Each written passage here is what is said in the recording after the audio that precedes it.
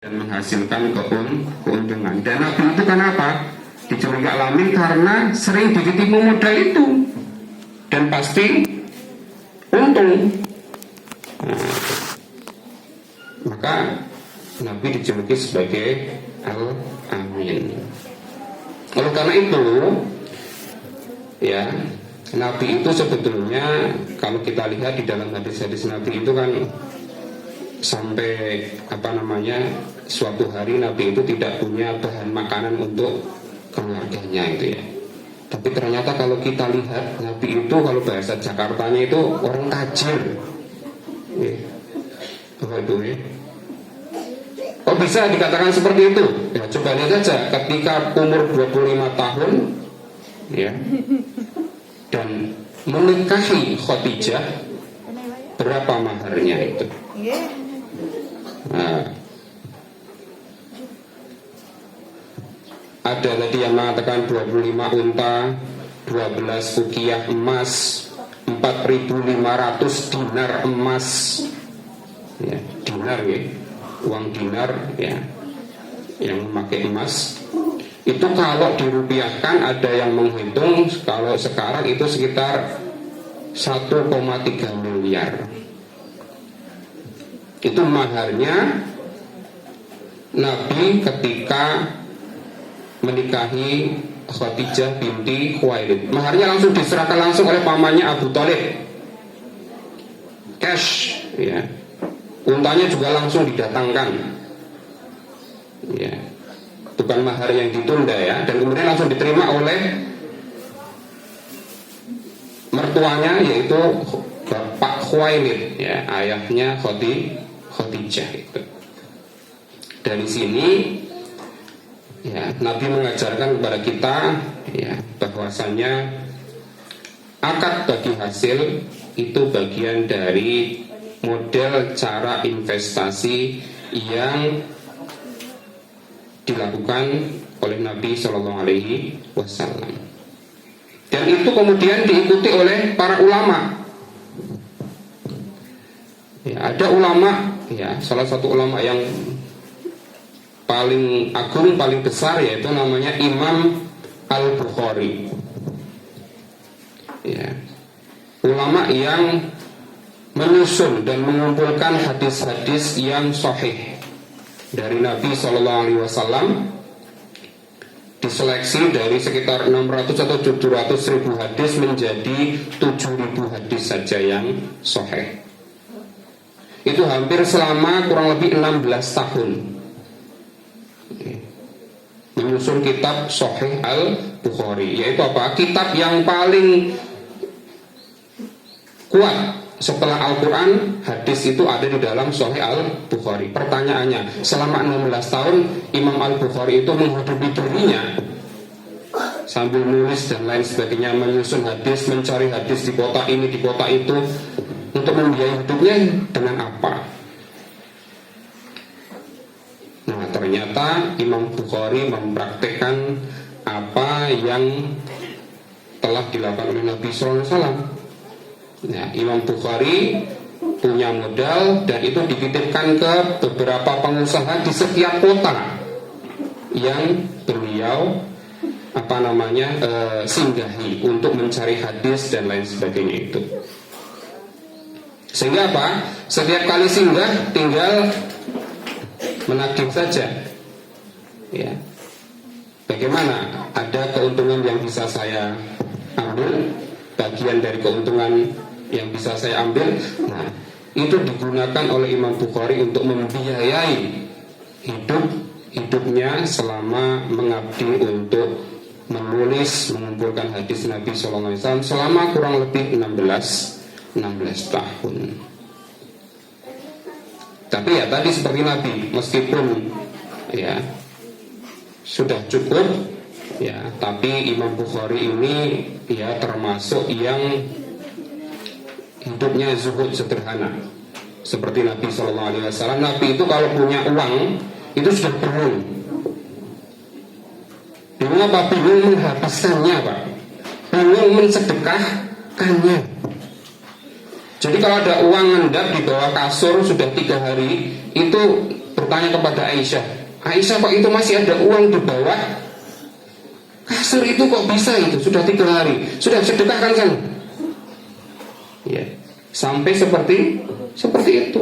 Nah, Imam Bukhari juga seperti itu, Bapak Ibu sekalian. Pernah ada kejadian suatu hari Imam Bukhari itu hanya punya 2 helai pakaian, ya, atau bahkan 1 helai pakaian yang ketika beliau melakukan hajatnya, mandi dan sebagainya, itu sampai harus berendam di sungai, ya, nunggu apa? Pakaiannya itu kering. Tapi tadi, ya, karena apa? Mencontoh Nabi bahwasanya harta itu, ya, kalau bagi Nabi ini, ya, itu harus segera disedekahkan, tidak boleh mengendap. Di satu sisi Nabi mengajarkan investasi, tapi di satu sisi Nabi juga mengajarkan kita untuk banyak bersedekah. Kenapa? Karena itu bagian dari aturan Allah Subhanahu wa ta'ala. Kaitannya dengan aturan bagaimana sih harta itu didapatkan, harta itu dikelola. Karena prinsipnya harta itu adalah titipan dari Allah Subhanahu wa ta'ala. Kita bukan pemilik mutlak harta tersebut. Yeah. Kita bukan pemilik harta tersebut. Maka apa? Kita harus mengelolanya sesuai dengan aturan-aturan Allah dan Rasulnya. Lalu kita lahir dan mati, kita tidak membawa harta kita sedikit pun. Padahal sudah banting tulang banting dari pagi sampai malam, ya, ditambahi lembur, ya, tapi itu tidak akan kita bawa meninggal. Termasuk apa yang contohkan oleh para sahabat juga, ya. Salah satunya yaitu sahabat yang paling tegas bernama Umar bin Al-Khattab. Umar bin Al-Khattab ini diberi amanah untuk mengelola harta anak yatim, dan dia bingung itu. Diserai amanah harta anak yatim, tapi kok lama-lama kok habis ya? Kenapa? Ya, karena kena zakat. Ya. Akhirnya apa? Dia cari mana di sini yang dianggap sebagai pedagang yang paling sukses. Kemudian sahabat menunjukkan si fulan itu. Nah, kemudian uang atau harta amanah, ya, anak yatim itu, ya, diinvestasikan ke pedagang tersebut. Kalau tidak salah 10.000 dirham. Dan 1 bulan kemudian Umar bertanya, gimana perkembangannya? Ya, jawab pedagang tersebut, sudah menjadi 100.000 dirham. Sudah 10 kali lipat.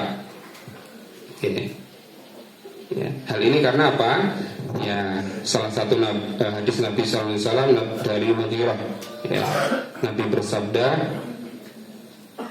Innallaha kariha lakum salasan. Sesungguhnya Allah itu membenci 3 hal. Apa itu? Yang pertama, kila waqala. Apa kila waqala itu, Bapak Ibu sekalian? Suka? Iya, bertanya dan lain sebagainya, ya. Atau ghibah dan lain sebagainya, itulah, ya. Ya. Katanya si fulan ini seperti ini, ya, menyebarkan berita bohong dan lain sebagainya yang belum tentu benar. Kemudian wakasratas soal, banyak bertanya, ya. Jadi dikit-dikit bertanya, ya. Ya, ini kadang-kadang yang ditanya bikin pusing, ya. Orang Google aja itu, ya, Mbak Google itu kalau ditanya kan pusing juga itu, ya. Google ini arahnya mana, Google ini harganya berapa, ini pusing juga. Saya tidak ada jawaban, kayak gitu.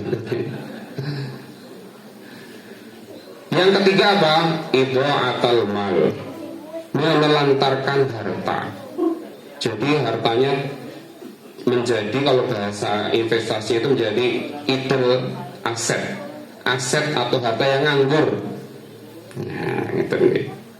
Jadi apa? Aset, properti, harta dan lain sebagainya, ya, itu harus diputar, diinvestasikan, untuk menghasilkan keuntungan dan nanti bisa dizakati, bisa disedekahi. Apalagi nanti kalau dalam Al-Quran itu, ya, ada banyak ayat, misalkan surah An-Nisa ayat 49, ya, wal yakhshal ladzina law taraku min khalfihim dzurriyyatan di'afan khafu 'alaihim. Ya. Jangan sampai kita meninggalkan generasi keturunan yang tidak sejahtera. Ya. Maka apa? Adanya investasi dan lain sebagainya itu bisa kita gunakan untuk mensejahterakan keturunan atau anak cucu kita. Ya.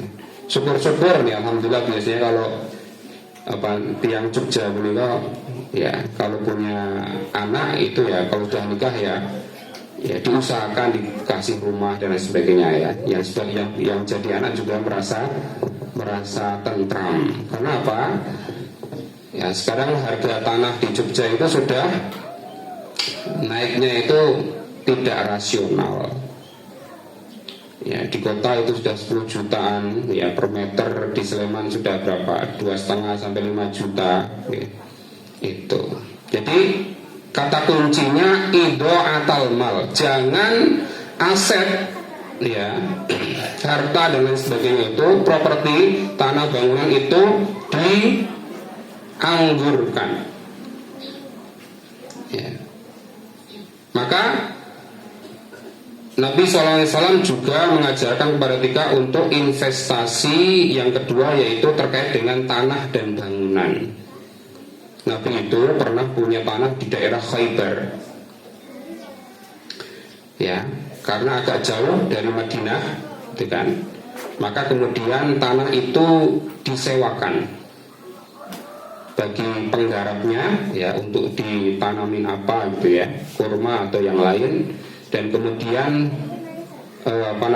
Nabi mendapatkan bagi hasil keuntungannya sesuai kesepakatan di awal. Ya, boleh 50-50, boleh 60-40, ya, boleh 70-30, tergantung kesepakatannya di awal. Ya. Maka meskipun kalau kita lihat ada beberapa hadis yang melarang untuk menyewakan tanah dan lain sebagainya, gitu Bapak Ibu, menyewakan sawah dan lain sebagainya itu, tetapi larangan itu terkait dengan kasus ada, ya, semacam konflik, ya, atau pertentangan antara terkait dengan tanah itu, gitu, ya, sehingga Nabi pernah melarang jangan disewakan. Karena apa?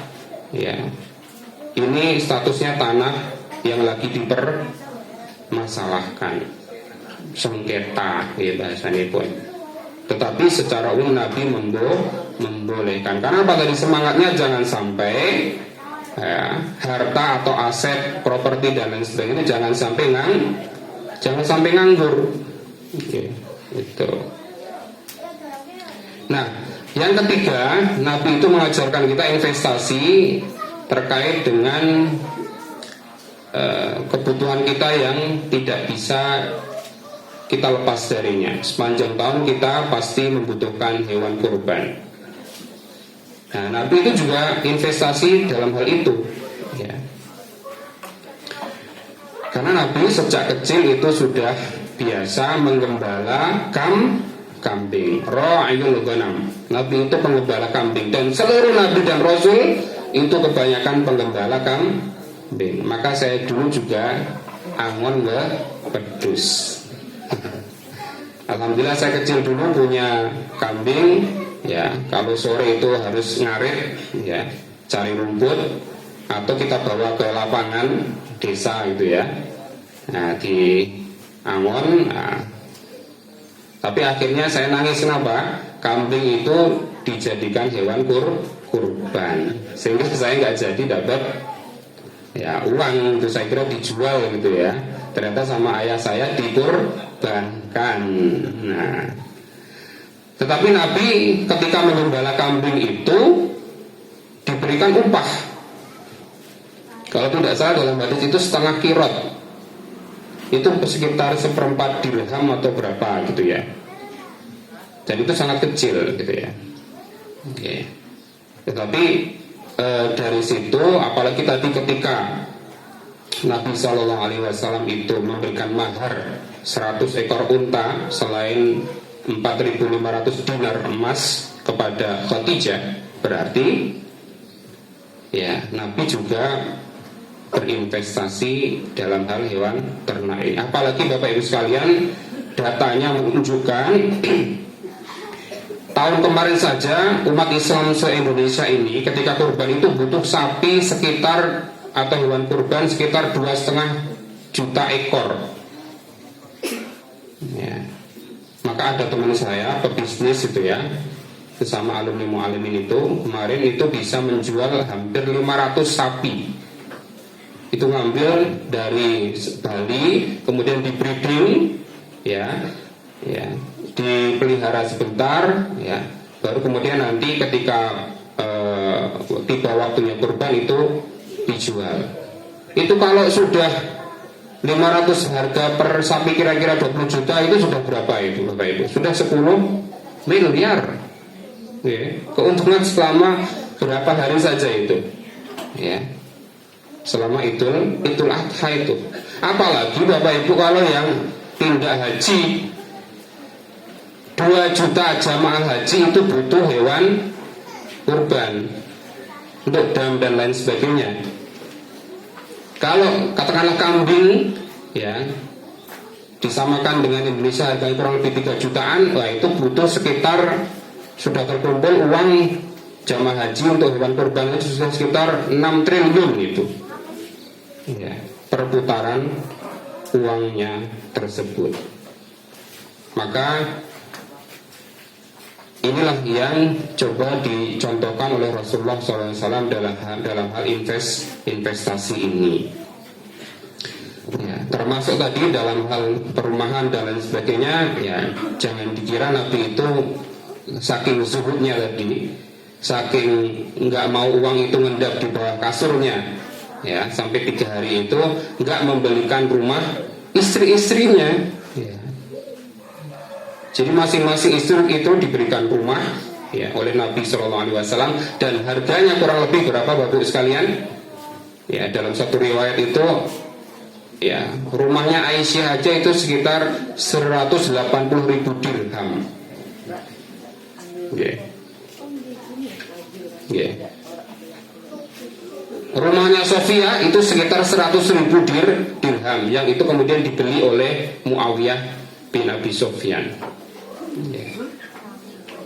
Ya, jadi ya tadi Nabi kita itu seseorang yang sangat tajir sebetulnya ya. Orangnya tajir, kaya raya, tetapi ya nggak mau uangnya itu ngendap di bawah kasur ya, tidak lebih dari 3 hari. Semuanya harus disedekahkan. Nah, Bapak Ibu jamaah Kopi Ngaji yang senantiasa dirahmati oleh Allah Subhanahu wa taala, Nabi juga mengajarkan kita untuk berinvestasi. Ini yang paling disenangi oleh ibu-ibu. Kenapa niku? Berinvestasi emas. Padahal kan sudah punya emas nih. Di Jogja ini banyak sekali emas. Bobotnya lebih dari 100 kilo. Investasi emas ya. Kenapa investasi emas? Ya, karena emas ini sifatnya terus naik gitu ya harganya, dan liquid, bisa dicairkan kapanpun kalau dalam bahasa investasi itu ya. Yang setahun aja ini atau 2 tahun ini aja sudah harga emas sudah naik berlipat hampir 32% kalau tidak salah. Ya. Cepat sekali itu emas ini. Ya. Dan Nabi mengajarkan, ya, kalau zaman dulu emas itu sebagai alat tukar, ya, sebagai uang gitu ya. Ya. Sehingga tidak bisa diperjualbelikan dalam bentuk perhiasan atau dalam bentuk emas batangan gitu. Tapi sekarang emas itu bukan lagi sebagai alat tukar atau uang, maka boleh diperjualbelikan, baik secara cash kontan maupun dicicil, ya. Nah, sekarang kan banyak sekali produk-produk yang ditawarkan oleh lembaga keuangan, ya, seperti bank syariah dan lain sebagainya, Pegadaian, ya. Itu kan nawarin produk tabung emas atau cicil emas. Nah, itu hukumnya diperbolehkan, dengan syarat salah satunya emasnya itu harus ada jaminannya ada, ya. Jangan sampai, ya, ketika mau kita cairkan, ya, itu emasnya tidak ada. Maka kita harus berinvestasi dalam hal ini, kalau untuk tabung, cicil emas dan lain sebagainya, ke lembaga-lembaga keuangan yang diawasi oleh pemerintah, salah satunya oleh Otoritas Jasa Keuangan. Dan ini bagi ibu-ibu termasuk yang investasi yang paling mudah, ya. Dan sewaktu-waktu butuh itu bisa, ya, dicairkan, bisa digadaikan, gitu ya. Kalau di Pegadaian Syariah atau di bank syariah itu bisa digadaikan, ya. Nanti tinggal kita nebus lagi, ya, gadaikan lagi nanti kalau seperti itu, ya. Karena kebutuhan kita ini banyak sekali. Nah, saya termasuk yang manut kepada direktur tertinggi di rumah saya, gitu ya.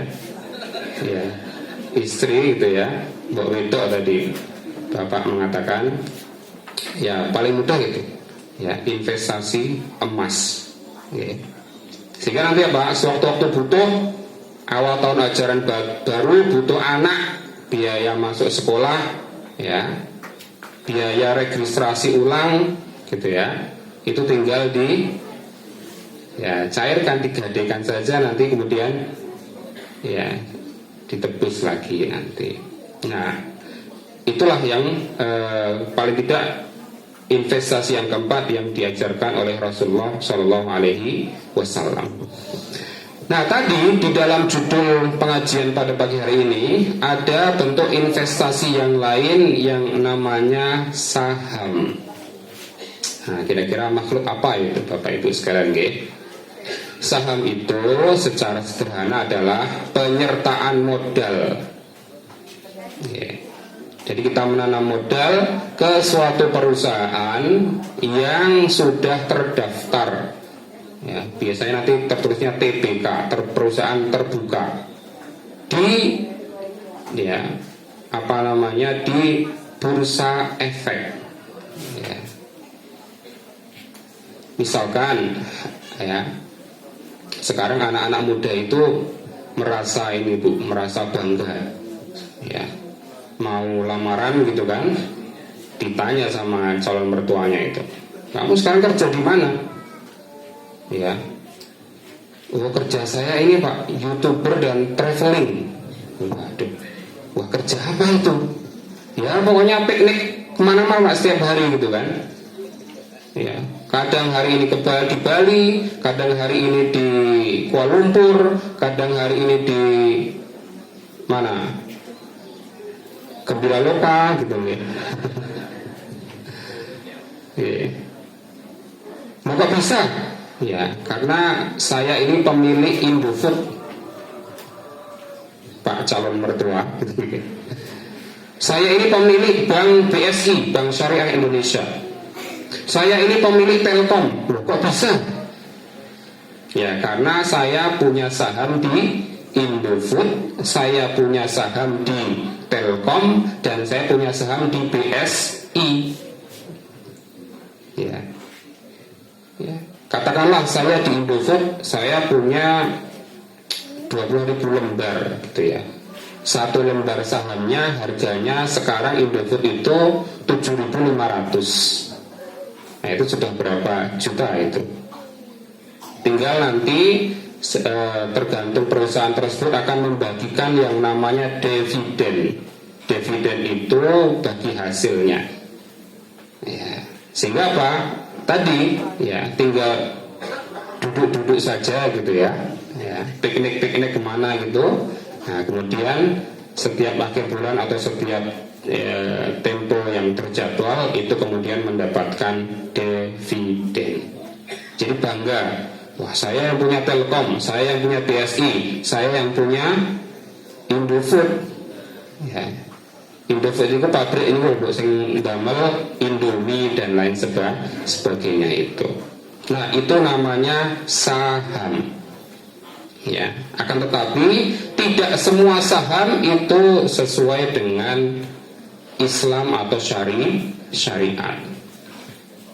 Perlu diseleksi. Perlu bahasa investasi itu di screening. Nah, maka nanti ada saham yang syariah dan saham yang tidak syariah. Saham yang tidak syariah, ya, itu biasanya yang terkait perusahaan-perusahaannya itu, ya itu, ya, yang mensponsori memberikan modal kepada outlet 223 itu jangan dibeli, ya, jangan investasi di situ di perusahaan itu, gitu ya. Ya, kalau kayak Indomaret, Indomerit dan lain sebagainya itu, ya halal itu termasuk, ya. Contohnya tadi kayak apa namanya Indofood, ya, dan lain sebagainya itu boleh-boleh saja.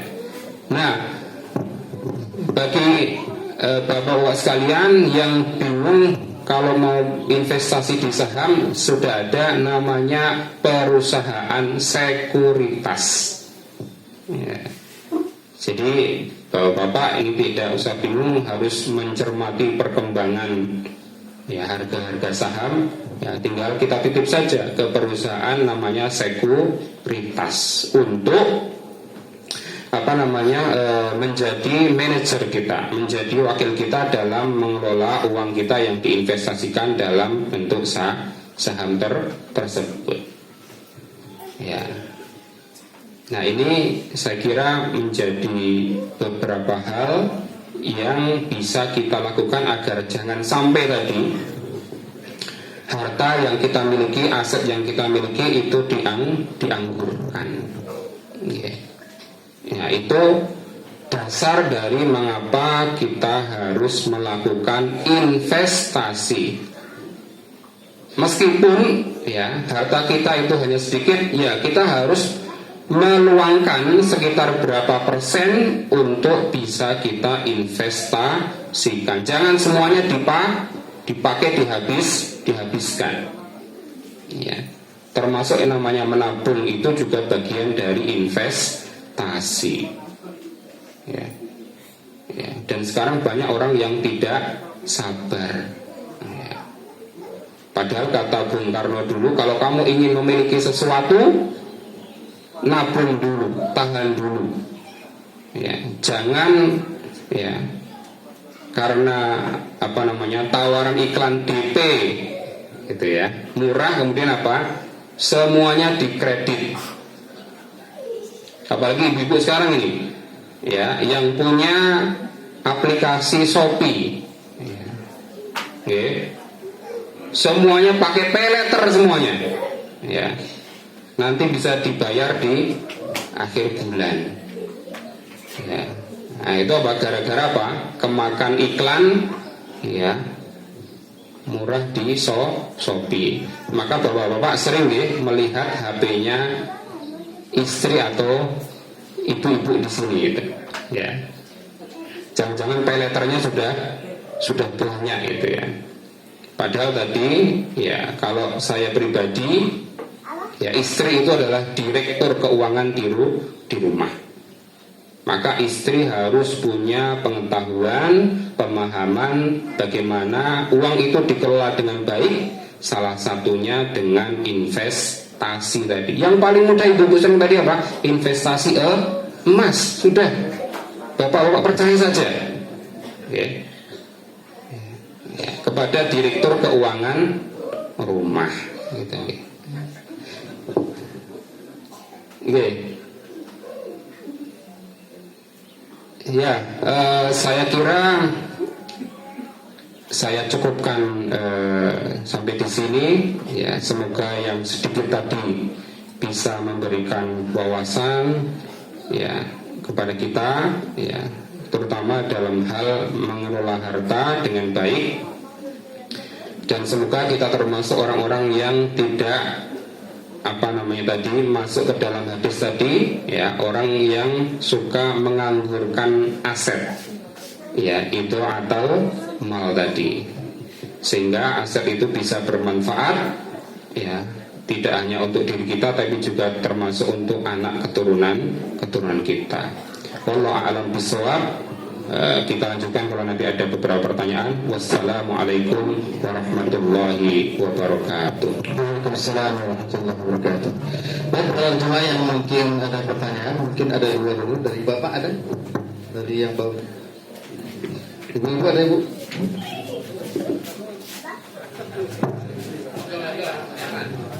Siapa? Oh iya, belum.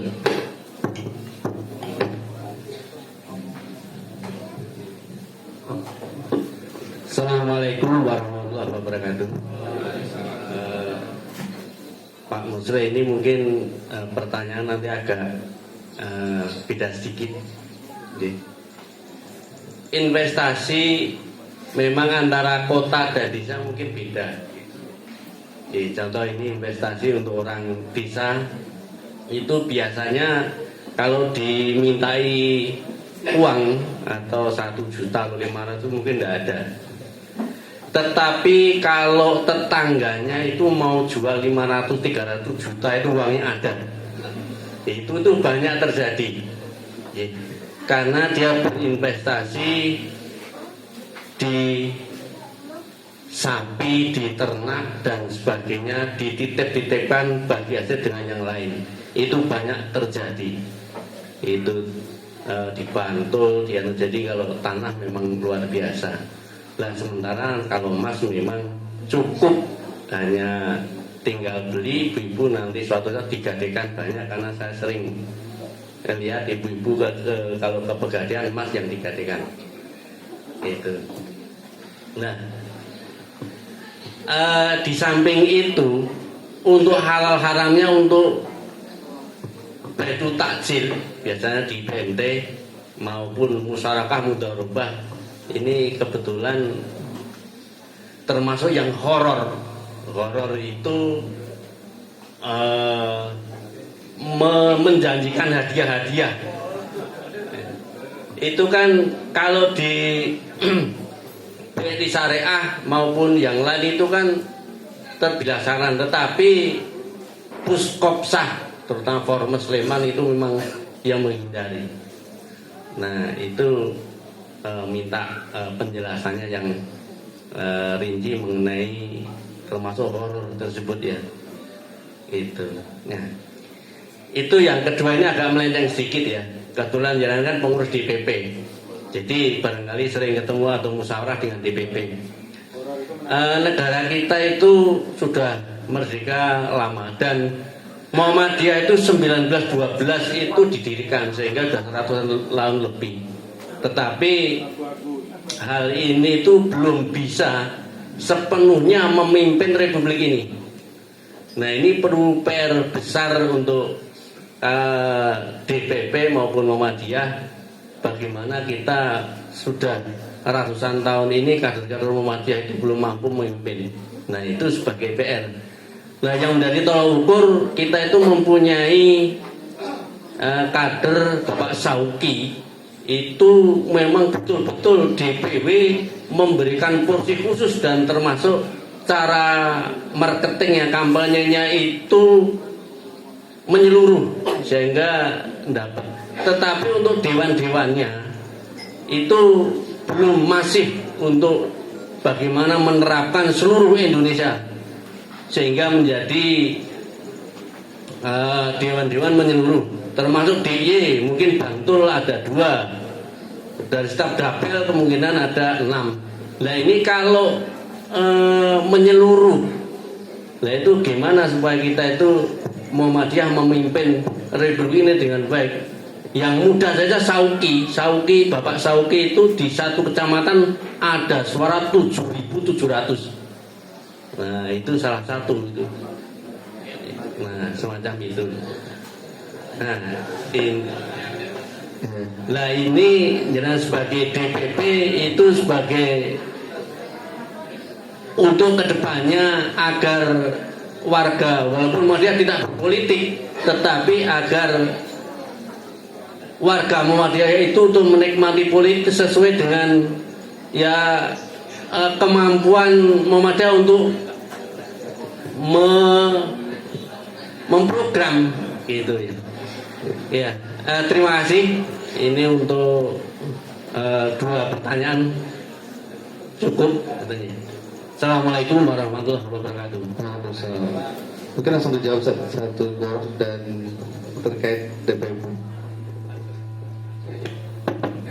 Ya, terima kasih. Singkat saja, Ustaz. Terkait dengan tadi uang yang tidak boleh dianggurkan selama 3 hari. Sementara kita itu hidup bermasyarakat itu ada kegiatan sosial juga. Ya kadang secara mendadak kita juga harus siap ada dana yang saat dibutuhkan. Adakah aturan terkait dengan batasan dana yang bisa disiapkan bila mana kita itu butuh sehari-hari? Terima kasih. Langsung jawab nggak Mas? Baik, bismillahirrahmanirrahim. Yang pertama tadi memang kalau di investasi di desa dan di kota itu berbeda nih Ibu. Maka tadi Nabi mengajarkan kepada kita investasi salah satunya terkait dengan hewan ternak tadi. Ya, bisa sapi, kambing dan lain sebagainya, yang itu menjadi masing-masing kebiasaan dari suatu masyarakat. Yang kedua tadi terkait dengan hadiah di koperasi dan lain sebagainya, bank dan lain sebagainya, terutama bank syariah, kalau itu diambilkan dari keuntungan bank syariah atau koperasi itu diperbolehkan. Kemudian yang ketiga terkait dengan kepemimpinan Muhammadiyah dan lain sebagainya, ya saya kira ya kita sudah pimpinan pusat sudah berusaha dan lain sebagainya dengan mendukung ya semua kader-kadernya di seluruh level pimpinan gitu ya. Maka alhamdulillah pada kabinet ini kan kita banyak sekali mendapatkan representasi atau wakil-wakil dari Muhammadiyah. Kemudian yang terakhir tadi mohon dipahami bahwasannya itu Nabi SAW ya. Jadi untuk umatnya itu tidak seperti itu. Tapi kalau mampu ya monggo gitu ya. Ya, karena apa? Semangatnya adalah apa? Agar ya kaila yakuna dulatan bainal agniya'i minkum, agar ya kenapa harus sedekah dan lain sebagainya, agar harta itu tidak menumpuk di satu orang saja gitu ya, bisa bermanfaat untuk orang yang lain. Maka dalam Islam sedekah itu dibagi menjadi 2. Sedekah yang wajib itu namanya zakat, ada ukuran, ada nisabnya gitu ya. Yang kedua ada namanya infak ya, ini yang sunnah. Ada namanya wakaf, ada namanya hibah. Nah yang untuk dana sosial tadi ya, kalau ada hajatan tetangga dan lain sebagainya, harus nyumbang dan lain sebagainya, itu bagian dari infak itu sendiri. Maka kalau di dalam ilmu perencanaan keuangan, kalau kita mendapatkan kita punya gaji dan lain sebagainya, yaitu paling tidak dibagi ada pos untuk ya selain untuk tabungan dan investasi harus ada pos untuk dana sosial. Oke. Dan apalagi kalau bulan-bulan tertentu itu dana sosialnya melebihi gaji. Ya, ada yang supitan, ada yang nikahan, oke. Ya, apalagi bulan Syawal, wah itu ya setiap hari mantenan terus gitu ya. Nah, itu namanya pos infak, Pak, namanya. Dimasukkan ke dalam infak saja itu. Dan memang itu harus kita siapkan gitu ya. Kalau saya pribadi ya, ketika saya punya gaji ya, katakanlah berapa juta, itu yang pertama harus saya lakukan apa? Saya penuhi kebutuhan pokok dulu. Bayar listrik, bayar SPP anak, ya, beli beras dan lain sebagainya gitu ya. Ya. Kalau punya utang ya dibayarkan dulu. Ya. Baru kemudian yang kedua saya kasih pos untuk orang tua dulu. Ya. Ya. Kasih ya seberapapun harus kita tetapkan untuk orang tua kita, baik orang tua istri maupun orang tua saya pribadi. Ya, itu harus ada posnya. Baru kemudian ada pos untuk tabungan, gitu kan, atau investasi, ya. Pos untuk anggaran untuk dana sosial atau infak tadi, ya, ya. Termasuk ya untuk kebutuhan sehari-hari, untuk rekreasi dan lain sebagainya kan kita butuh ya Bapak Ibu enggak. Nah paling tidak itu anggarannya dibagi seperti itu. Tapi yang tidak pernah saya lupakan, saya harus memberi berinfak ya paling tidak kepada orang tua saya ya, besarannya sedikit atau banyak itu saya pasti akan anggarkan. Tidak hanya orang tua saya tapi juga orang tua istri. Nah itu yang harus kita paling tidak kalau perencana keuangan itu seperti itu. Oke. Saya kira itu ya Bapak Anggi, wallahu a'lam bishawab. Cukup ya. Terima kasih. Assalamualaikum warahmatullahi wabarakatuh. Singkat saja pertanyaannya Ustaz. Ya, ini tidak ada kaitannya dengan Pak Jokowi. Ya. Tadi disampaikan oleh Ustaz Muklis bahwa manajemen keuangan yang bagus itu dalam keluarga adalah istri tadi ya. Artinya semua kita serahkan ke istri. Nah, kalau Ustaz Muklis sendiri bagaimana dengan keuangan itu? Apakah ya sudah ini semuanya gaji saya semuanya serahkan istri? Apakah tidak ada yang namanya duit lanang? Gitu. Karena kan begini Ustaz, saya juga begitu, saya serahkan semua, tapi gaji berapapun kok ya bablas terus gitu loh. Nah, kadang-kadang kan suami itu kan perlu ada uang disisihkan misalnya di kantor untuk jajan teman-teman, untuk jajak untuk sosial. Itu kan harus ada uang yang disisihkan untuk suami ya. Adanya kalau dalam bahasa Jawa itu duit lanang gitu. Apakah Ustaz Muklis juga begitu atau bagaimana? Apa ya bu semuanya ke istri? Atau ini wah ini harus disimpan disisihkan sedikit ya untuk jaga-jaga lah gitu ya. Artinya ada duit lanang juga atau tidak? Terima kasih Ustaz. Assalamualaikum warahmatullahi wabarakatuh. Oke, bismillahirrahmanirrahim. Jadi pengaturan keuangan dalam keluarga ya itu ada aturan idealnya di dalam Islam gitu ya. Tetapi nanti akan terkait dengan kondisi masing-masing setiap keluarga. Nah kalau saya pribadi ya, karena begini ada beberapa pola gitu. Ada yang suami itu ngasih jatah transfer ya, berapa itu langsung ke rekening istri gitu. Ada yang seperti itu Pak. Tapi kalau saya pribadi ya ini jangan ditiru gitu ya. Semuanya saya serahkan kepada istri ya. Nah untuk duit lanang tadi saya tinggal minta saja Pak. Nah, ya. Iya. Karena apa? Jangan sampai seorang suami itu pelit kepada istri. Setuju ya, Ibu? Ya. Ini yang bapak-bapak ini agak panas.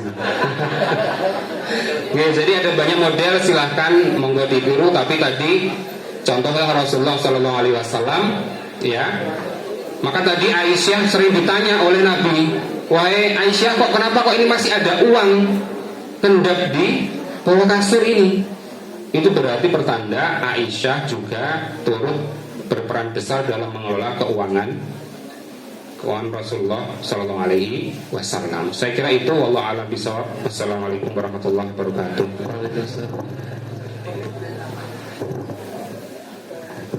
Matur nuwun sudah menghibur ibu-ibu.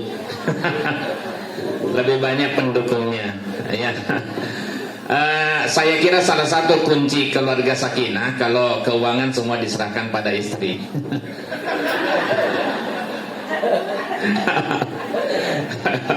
Oh, saya juga begitu. Saya sama. Bisa ditanya, ada orangnya. Baik. Ini pelajaran yang sangat penting. Kadang kita punya uang yang tersimpan, ya, tapi kita tidak tahu ini mau diapakan gitu. Padahal sebenarnya berpotensi untuk dikembangkan. Ada namanya passive income, Ustaz, ya.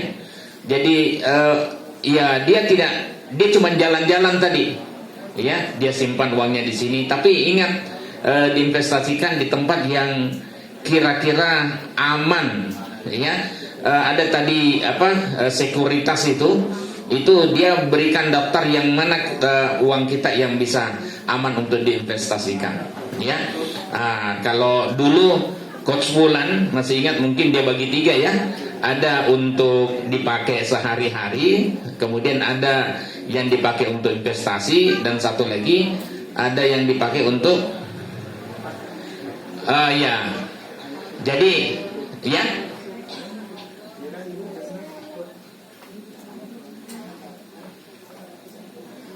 Masya Allah, itu kira-kira ada hak Allah, sama dengan Ustaz Mukhlis, ya, ada untuk belanja dan ada juga untuk investasi dikembangkan. Saya sudah agak lupa, tapi insya Allah setelah fikih investasi dan saham, kita akan undang lagi beliau Coach Bulan untuk berbagi dengan kita pada tanggal 9 November, 2 minggu ke depan. Ya, kenapa? Harusnya kan Sabtu kedua itu kan tentang akhlak ya.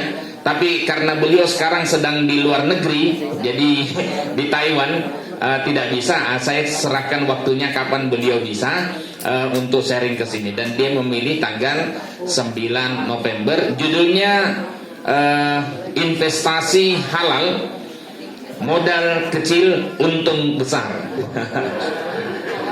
Banyak yang mau kalau ini. Banyak yang mau, ya. Ya, saya kira itu supaya lahir pengusaha-pengusaha besar di Kopi Ngaji ini. Ya, amin. Ya, kemudian matur nuwun sangat Ustaz Mukhlis sudah sangat mencerahkan. Ini tadi impak ada, kalau masih ada yang mau silahkan tadi di-share.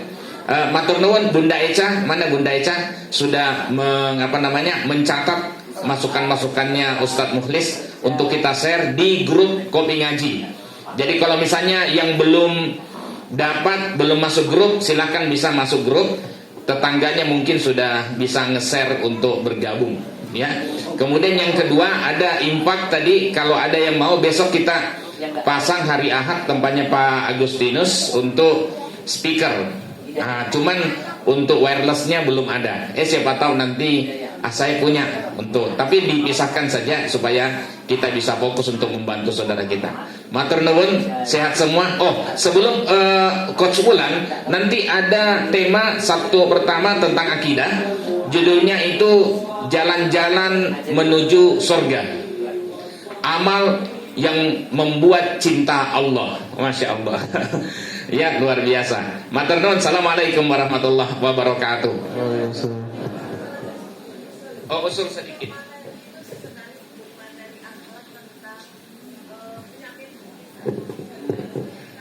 Oh ya, ya insya Allah.